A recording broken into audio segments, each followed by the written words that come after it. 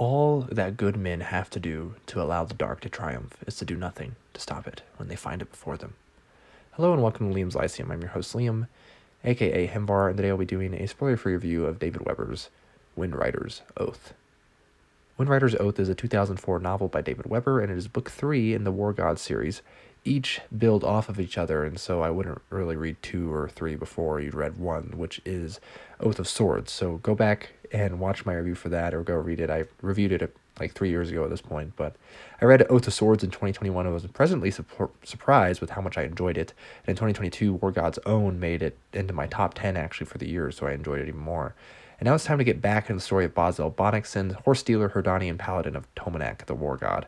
The story starts with pieces and people tangential to our protagonist. A group of men drink together in a manor and plot against Telion, Lord Festian, and the Herdani together. They don't believe Bozel is actually a paladin, just a blasphemer.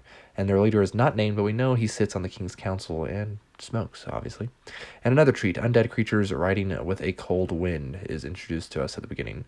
Our characters, in part, are familiar. We have Brandark of the Bloody Sword Herdani is present, of course, and his tribe now being vassals of Bozel's father, who was trying to get Bozel official ambassador status to the Sothoi, the horse rider traditional human enemies of the Herdani just south of them.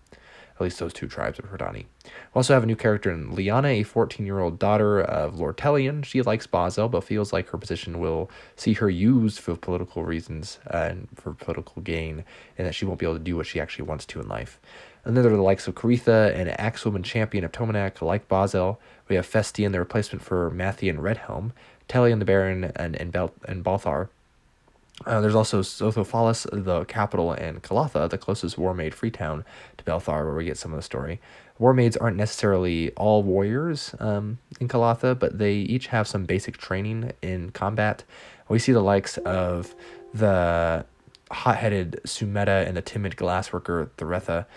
There are many characters, and the pace is slower in this book for sure. Bozel is not quite up in front and center, so this one feels like kind of epic fantasy more than heroic vibes of the first two.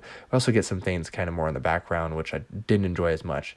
We have coursers, though, which are very similar to horses. They are much bigger and more intelligent, to the point that they can communicate in a way that's like telepathy, and or even are, well, matrolocally focused once a mate is found, and they mate for life.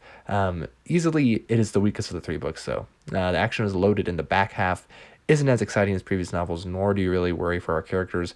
They're just so overpowered kind of at this point, but there are consequences to this, but they're minor. And I really like Liana, though the women aren't the best written in this book. Bozel still stays away from romance, really only bantering with friends and bringing justice against evil, capital J and capital E there. The story wraps up with certain arcs finished, but there's plenty of room for more, and that's where book 4 comes in, as far as I'm aware.